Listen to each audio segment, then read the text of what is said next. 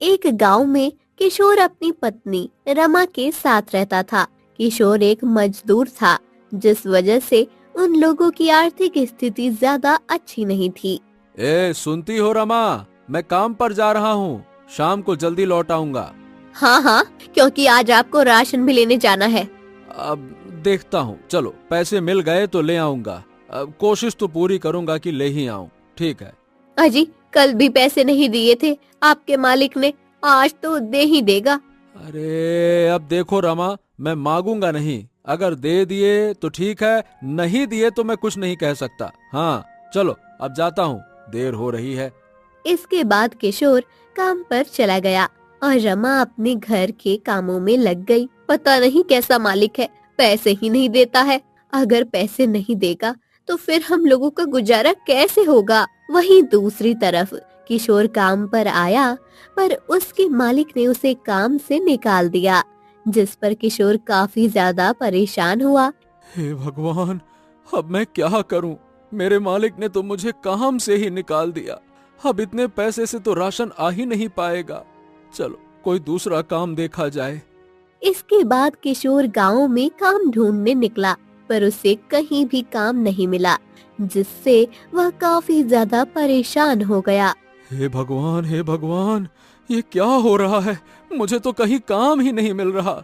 लगता है कि अब यहाँ मेरा गुजारा नहीं हो पाएगा। अब मुझे घर ही जाना चाहिए।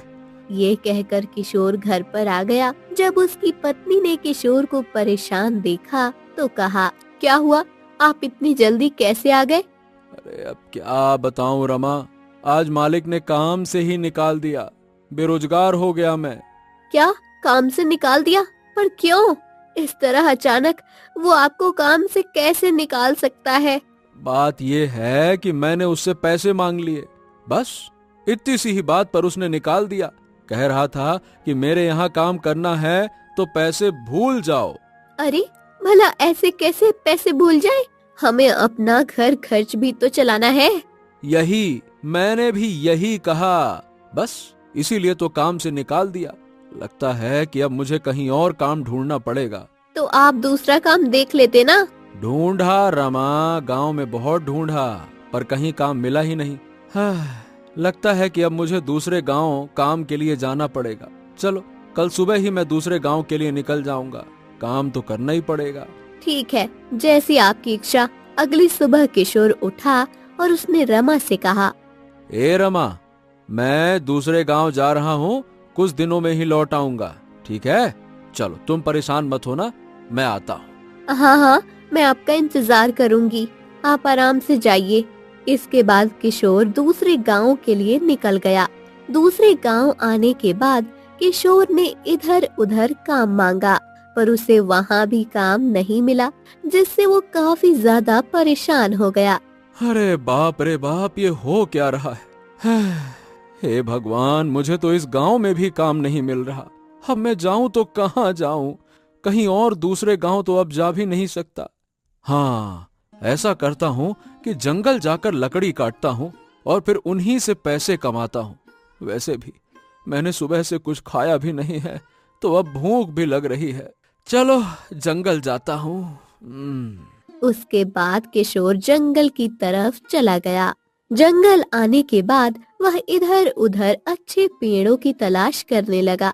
तभी उसे एक बहुत बड़ा पेड़ दिखाई दिया और उसने कहा, ये बड़ा पेड़ है, इसी पेड़ को मैं काट लेता हूँ। हाँ। ये कहकर वो उसी पेड़ के पास पहुंच गया। तभी अचानक उसे एक झोपड़ी दिखाई दी, जिसे देखकर वो थोड़ा हैरान हो गया। ये यहाँ पर झोपड़ी? यहाँ पर ये झोपड़ी कैसे बनी हुई है? वहीं शाम होने लगी थी, जिस वजह से किशोर को कहीं न कहीं रुकना भी था और उसने अपने आप से कहा, ऐसा करता हूँ, इसी झोपड़ी में जाकर देखता हूँ कि आखिर इस झोपड़ी के अंदर है कौन। ये कहकर किशोर झोपड़ी के पास गया। कुछ देर के बाद एक बूढ़ा आदमी निकल कर आया और बोला, ए बेटा, क्या चाहिए तुम्हें, बताओ। बाबा जी, मैं जंगल में लकड़ी काटने आया हूँ। वैसे तो मैं परदेसी हूँ, इस वजह से क्या मुझे आपके यहाँ पे रात गुजारने के लिए जगह मिल जाएगी क्या? क्योंकि अब यहाँ किसी को मैं जानता नहीं हूँ, बस इसीलिए। बुढ़े आदमी ने किशोर को ऊपर से नीचे तक देखा और कहा, हाँ हाँ हाँ हाँ, क्यों नहीं क्यों नहीं, आ जाओ, मेरे घर के अंदर आ जाओ, आ जाओ। इसके बाद किशोर बुढ़े आदमी की झोपड़ी के अंदर में आ गया। बुढ़े आदमी ने उसे खाने के लिए खाना दिया और कहा, हाँ सुनो, तुम यही आराम से सो जाओ, मैं कुछ काम से जा रहा हूँ, ठीक है? ये कहकर बुढ़ा आदमी वहां से चला गया। कुछ देर बाद बुढ़ा आदमी लौट कर आया। उसने देखा किशोर आराम से सो रहा था, जिसे देखकर उसने कहा, अरे आज तो मैं मुसीबत में फंस गया, अब मैं अच्छे पकवान कैसे खा पाऊंगा? देखूं जरा। हाँ, लगता है कि ये अच्छे से सो गया है, यही मौका है। हाँ इसके बाद बुढ़े आदमी ने एक बक्से को खोला और उसमें से एक लाल रंग की टोपी को निकाला और उस टोपी को पहन लिया। अगले पल ही वह वहां से गायब हो गया। किशोर ने जब आंखें खोली तो हैरान था, क्योंकि वहां पर बुढ़ा आदमी नहीं था। हैं? बड़ी हैरानी वाली बात है, ये काका अभी तक लौट कर नहीं आए। अब ये काका जा कहां सकते हैं? अगली सुबह किशोर उठा तो उसने देखा बुढ़ा आदमी उसी के बगल में सो रहा था और वहां पर एक लाल टोपी रखी हुई थी, जिसे देखकर वो काफी ज्यादा हैरान हुआ। अरे बाप रे बाप, ये कब आ गए? मुझे तो पता ही नहीं चला। और ये क्या, इनके पास ये लाल टोपी क्या कर रही है? तभी बुढ़ा आदमी उठा और बोला, तुम जाग गए? और कैसी गई रात? अच्छी रही रात बाबा। वैसे ये बताइए, आप रात में कहाँ गए थे? मैं कहाँ गया था?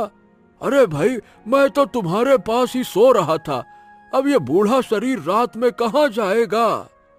क्या मेरे पास सो रहे थे? ये सुनकर किशोर थोड़ा हैरान हुआ।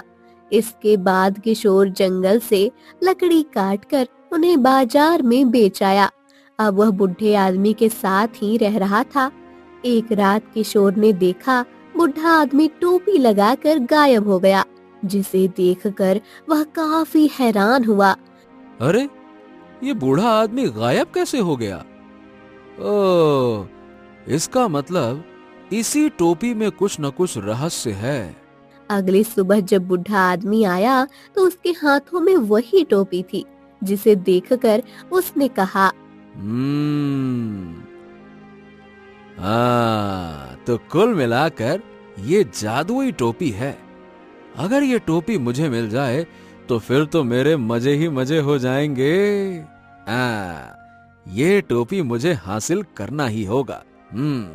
और वह बुढ़े आदमी के जाने का इंतजार करने लगा। जब बूढ़ा आदमी वहां से गया तो वो लाल टोपी लेकर वहां से चला आया। वहां से आने के बाद उसने अपने आप से कहा, आखिर इस टोपी से होता क्या है, जरा मैं भी तो देखूं। ये कहकर किशोर ने उस लाल टोपी को पहन लिया और अगले ही पल वह एक महल में पहुंच गया। महल में पहुंचकर ही किशोर काफी ज्यादा हैरान हुआ और बोला, अरे बाप रे, हाँ, ये मैं महल में कैसे आ गया? ओ, इसका मतलब इस टोपी की मदद से मैं कहीं भी जा सकता हूँ। वाह वाह वाह वाह वाह, ये तो गजब की चीज हाथ लगी। वह महल के रसोई में आ गया था, जहाँ पर बहुत सारे पकवान रखे हुए थे। पकवानों को देखकर उसके मुंह में पानी आ गया और उसने कहा, अरे वाह वाह वाह, यहाँ तो बहुत सारे पकवान रखे हैं। वैसे भी मैंने कई दिनों से कुछ अच्छा नहीं खाया, वही जंगली फल में जीवन जी रहा हूँ। आज तो मजा आ जाएगा। ये कहकर किशोर पकवान खाने में लग गया और उसने बहुत सारे पकवान खा लिए, जिससे उसकी आंख लग गई। कुछ देर बाद वहां पर सैनिक आए। उन्होंने जब किशोर को देखा तो तेज तेज चिल्लाने लगे। चोर चोर चोर, हमारे महल में चोर घुस आया, पकड़ो इसको। सैनिकों की आवाज से किशोर की आंख खुल गई और वह बुरी तरह घबरा गया। इस पर एक सैनिक ने किशोर से कहा, ए, तुम यहाँ क्या कर रहे हो? कौन हो तुम? मैं यहाँ गलती से आ गया था, माफ कीजिएगा। अच्छा, गलती से आए हो? शक्ल से तो तुम मुझे चोर लग रहे हो। चलो, ले चलो उसको यहाँ से राजा के पास, ले चलो। इसके बाद सैनिक उसे राजा के पास ले आए। राजा ने जब किशोर को देखा तो पूछा, तुम हमारे महल में कैसे घुस आए, जबकि हमारे महल में तो कोई भी नहीं आ सकता। जरूर तुम यहाँ चोरी करने आए हो, साफ साफ बताओ। नहीं नहीं नहीं महाराज, मैं चोरी करने नहीं आया हूँ। मैं चोर नहीं हूँ महाराज, मैं ईमानदारी से काम करता हूँ। अच्छा, तो तुम ईमानदारी से काम करते हो, तो फिर ये चोरों की तरह हमारे महल में क्या करने के लिए आए हो? हैं? यह सुनकर किशोर शांत रह गया।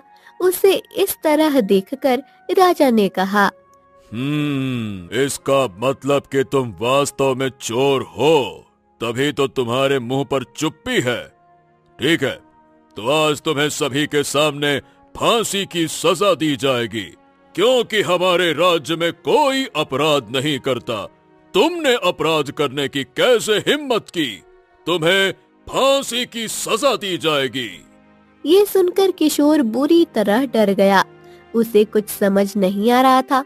इसके बाद उसे एक मैदान में लाया गया, जहाँ पर बहुत सारे लोग खड़े थे, और राजा ने कहा, तो अब इसे फांसी देने की तैयारी करो। ये सुनकर किशोर ने अपने आप से कहा, हे भगवान, अब मैं क्या करूं? मुझे कुछ ना कुछ तो करना पड़ेगा, वरना ये लोग तो मुझे मार डालेंगे। क्या करूं क्या करूं क्या करूं? तभी किशोर के दिमाग में एक उपाय आया और उसने राजा से कहा, महाराज महाराज महाराज, अगर आपकी आज्ञा हो तो मैं आपसे कुछ कहना चाहता हूँ। बताओ, आखिर कहना क्या चाहते हो तुम? बोलो। महाराज, मुझे फांसी ना देकर आप पेड़ से बांधकर जला दीजिए। ये क्या कह रहे हो तुम? तुम्हें पता भी है कि जलने में तुम्हें कितनी तकलीफ होगी? हाँ, मुझे पता है, पर मुझे आप जला ही दीजिए, मुझे फांसी मत दीजिए। ये सुनकर राजा काफी ज्यादा हैरान हो गया और सोच में पड़ गया।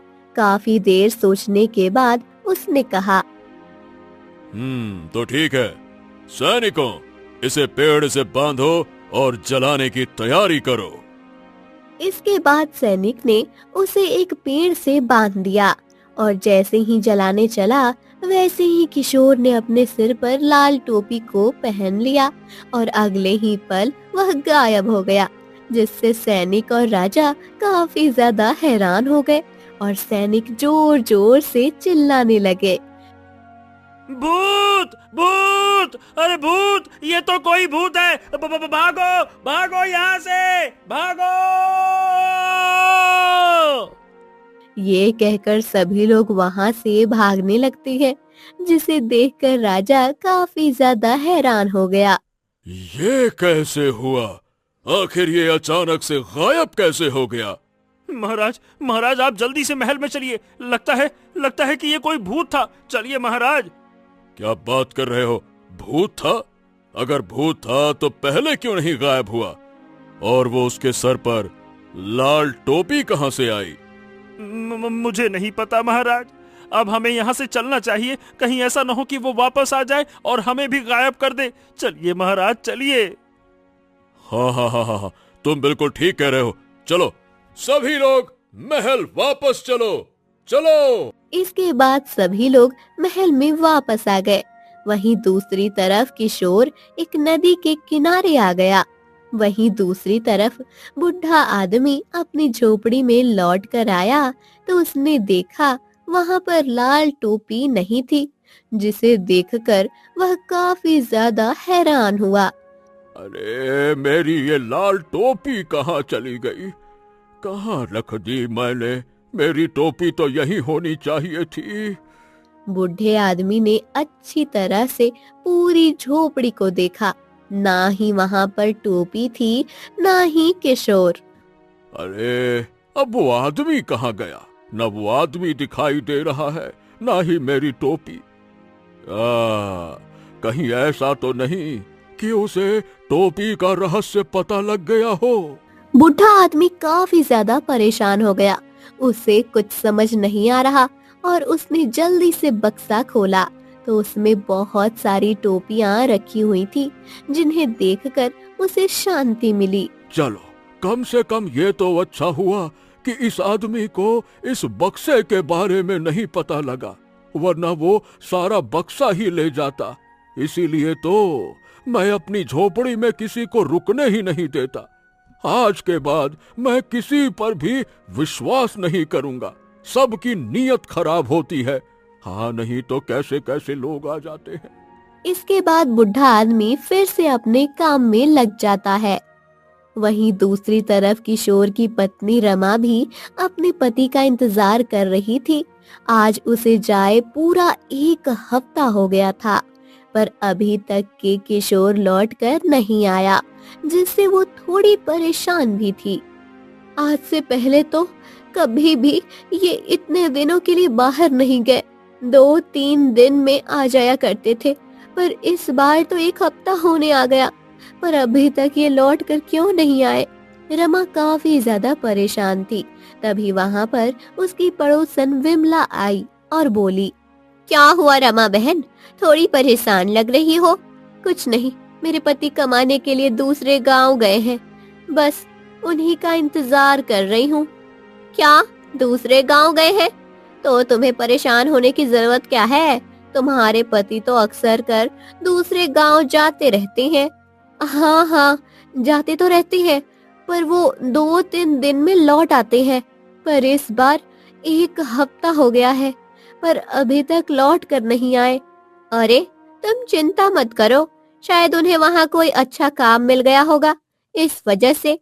हाँ, ये भी तुम ठीक ही कह रही हो, मैंने तो इस बारे में सोचा ही नहीं। अच्छा, तो मैं चलती हूँ, वैसे भी मुझे कुछ काम है। ये कहकर विमला वहाँ से चली गई।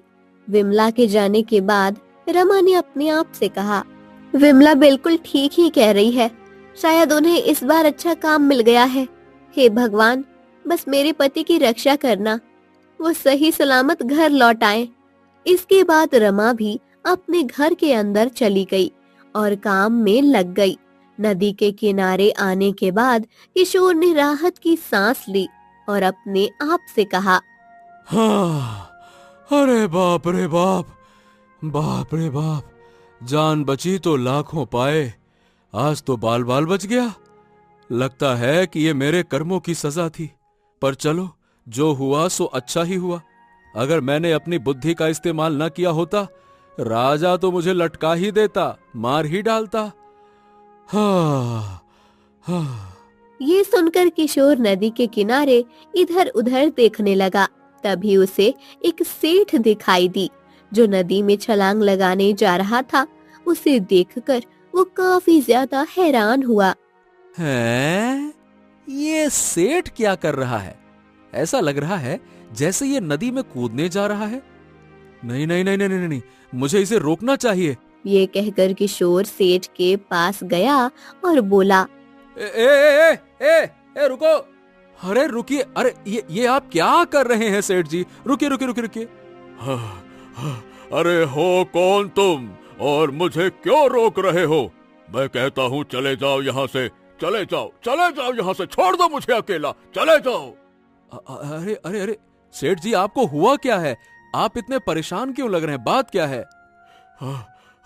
और क्या करूं, मुझे एक व्यापारी ने धोखा दे दिया, मेरा सारा रुपया लेकर भाग गया। इसीलिए अब मैं मरना चाहता हूं, क्योंकि मैं तो बर्बाद हो गया हूं, मेरे पास कुछ नहीं बचा। चले जाओ, मुझे मरने दो, मैं कूद जाऊंगा। हाँ। अरे रुके रुके रुके रुके रुके, पर ये तो बताइए सेठ जी, क्या मरने से जो हो गया है वो बदल जाएगा? क्या मरने से आपको आपके पैसे मिल जाएंगे? क्या आपका परिवार खुश रहेगा? क्या बताइए। अरे तो मैं क्या करूं? मुझे तो कुछ समझ ही नहीं आ रहा है। क्या करूं मैं, क्या करूं? ये कहकर सेठ काफी ज्यादा दुखी हो गया। सेठ को इतना दुखी देखकर किशोर सोच में पड़ गया और उसने कहा, सेठ जी, अगर मैं आपकी मदद करूं तो? क्या क्या क्या वाकई में तुम मेरी मदद करोगे? लेकिन कैसे कर सकते हो? देखिए, मैं आपके पैसे दिलाने में आपकी मदद कर सकता हूं, अगर आप बताएं तो। हाँ, क्यों नहीं। अगर तुमने मेरी मदद कर दी तो मैं आधे पैसे तुम्हें ही दे दूंगा। हाँ। ये सुनकर किशोर काफी ज्यादा खुश हो गया और बोला, अरे वाह, ये तो बड़ी अच्छी बात है। तो आप ये बताइए कि वो व्यापारी कहाँ रहता है? मैं उसे सबक सिखाकर आपके सारे पैसे ले आऊंगा। आप बताइए। इसके बाद सेठ ने व्यापारी का पता बता दिया और किशोर ने सेठ से कहा, तो ठीक है सेठ जी, अब आप अपने घर जाइए, मैं आपके घर पर ही आपको मिलूंगा। जाइए। ये कहकर किशोर वहाँ से चला गया। किशोर को जाता देख सेठ काफी ज्यादा हैरान था। अरे पता नहीं आखिर ये है कौन और इतने विश्वास के साथ कैसे कह सकता है। पर मुझे क्या, मुझे तो बस अपने पैसों से मतलब है। हे भगवान, मुझे मेरे पैसे मिल जाएं, मुझे और कुछ नहीं चाहिए। ये कहकर सेठ अपने घर की तरफ चला गया। व्यापारी अपने घर पर आराम से बैठा हुआ था और वो काफी ज्यादा खुश था और उसने अपने आप से कहा, आहा, बड़ा मजा आया, खूब सारा पैसा मिला। आहा, ये हुए 100, 200, 300, 400। उस सेठ को ठक्कर मैं तो बहुत ज्यादा अमीर हो गया। बड़ा मजा आया। ये कहकर व्यापारी काफी ज्यादा खुश हो गया। तभी किसी ने व्यापारी के घर का दरवाजा खटखटाया, जिससे व्यापारी थोड़ा हैरान हुआ। अरे, अब इस समय मेरे घर पे कौन आ गया? चलो चलकर देखता हूँ। इसके बाद व्यापारी ने दरवाजा खोला तो वहाँ पर किशोर था। किशोर को देखकर व्यापारी थोड़ा हैरान हुआ और बोला, हैं? ए भैया, कौन हो तुम? मैंने तुम्हें पहचाना नहीं। कहाँ से चले आए भाई? अरे आओ, पहले गले लगो। आपने मुझे पहचाना नहीं? बहुत दिन बाद मिलने के बाद ऐसा ही होता है। अरे मैं आपके दूर का रिश्तेदार हूँ, आपकी पत्नी के तरफ से हूँ। ए भैया, ज्यादा गले मत लगो। रुको। लेकिन मेरी पत्नी तो इस समय घर पर है ही नहीं। क्या घर पर नहीं है? अरे ये तो बड़ी बुरी बात हो गई। चलिए, अच्छा फिर मैं चलता हूँ। अरे नहीं भाई, आप कहाँ जा रहे हैं? मेरी पत्नी ही तो घर पर नहीं है, पर पत्नी का पति यानी कि मैं तो घर पर हूँ ना। अरे आइए, रिश्तेदार ऐसे वापस लौट जाएं दरवाजे से शुभ नहीं होता। आइए, घर के अंदर तो आइए। इसके बाद किशोर व्यापारी के घर के अंदर आया। व्यापारी का घर बहुत बड़ा था, जिसे देखकर किशोर ने कहा, अरे वाह, क्या बात है। ये घर तो आपका बड़ा सुंदर है। मुझे आपकी पत्नी ने बताया था, वैसे आपकी पत्नी मेरी बड़ी जिज्जी लगी, तो जिज्जी ने मुझे बताया था कि आप बहुत मेहनत करते हैं। अरे भाई, और क्या करें, व्यापारियों को तो मेहनत करनी ही पड़ती है। एक गांव से दूसरे गांव आना जाना लगा ही रहता है। हाँ, ये आप बिल्कुल सही कह रहे हैं। पता है, जब मैं पहली बार आया था तब आप मुझे मिले ही नहीं थे। तब आपकी पत्नी ही थी। वो बता रही थी कि आप कहीं गए थे, इसीलिए आपका मेरा परिचय नहीं हो पाया था। लेकिन आज देखिए, आज हो गई मुलाकात। ये कहलाता है संयोग। इसके बाद व्यापारी ने किशोर का अच्छी तरह से स्वागत किया, जिसे देखकर किशोर काफी खुश हुआ। इस पर किशोर ने व्यापारी से कहा, अच्छा जीजा जी, अगर आपको कोई ऐतराज न हो तो आज रात मैं आपके यहाँ रुक सकता हूँ क्या? क्योंकि मुझे कल सुबह दूसरे गांव निकलना है। अब रात में कहाँ जाऊंगा? अरे हाँ हाँ भाई, क्यों नहीं, मुझे क्या एतराज होगा। और वैसे भी अगर मेरी पत्नी को पता लगा कि मैंने आपकी अच्छी तरह से आओ भगत नहीं की, वो तो भैया मुझे बहुत मारेगी। साले साहब को सर पे बैठाना पड़ता है। आराम से रुको, कोई समस्या नहीं है। अरे नहीं नहीं नहीं नहीं, आप भी बड़ा मजाक करते हैं। धीरे धीरे रात हुई। किशोर आराम से सो गया। किशोर को सोता देख व्यापारी ने अपने आप से कहा, मुझे जल्दी से पैसों को किसी सुरक्षित स्थान पर रख देना चाहिए। मैं किसी पर भरोसा नहीं कर सकता हूँ। ये कहकर व्यापारी पैसे के बक्से को उठाकर दूसरे कमरे में ले गया, पर किशोर ये सब देख रहा था। उसके बाद व्यापारी किशोर के पास ही लेट गया। रात गहरी हुई। किशोर ने मौका पाकर अपने आप से कहा, हाँ बस, अब मुझे उस बक्से के पास जाना चाहिए। ये कहकर किशोर धीरे से उठा और दूसरे कमरे में बक्से के पास आ गया और बोला, अब मुझे इस बक्से को जल्दी से इसके मालिक के पास पहुंचा देना चाहिए। ये कहकर किशोर जैसे ही बक्से को छूता है, वैसे ही वहाँ व्यापारी आया और बोला, ओ भैया साले साहब, ये बताओ कि तुम मेरे बक्से के पास क्या कर रही हो? अरे मैं तो आपका रिश्तेदार हूँ। नहीं नहीं नहीं नहीं, तुम साफ साफ झूठ बोल रहे हो। तुम रिश्तेदार नहीं हो। साफ साफ बता, कौन है रे तू? हैं? ये सुनकर किशोर मुस्कुराया और बोला, बिल्कुल ठीक कहा सेठ, मैं तुम्हारा कोई रिश्तेदार नहीं हूँ।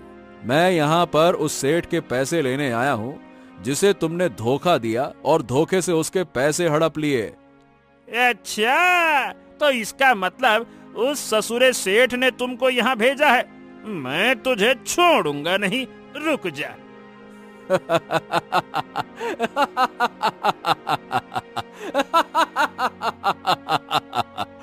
ये सुनकर किशोर जोर जोर से हंसने लगा।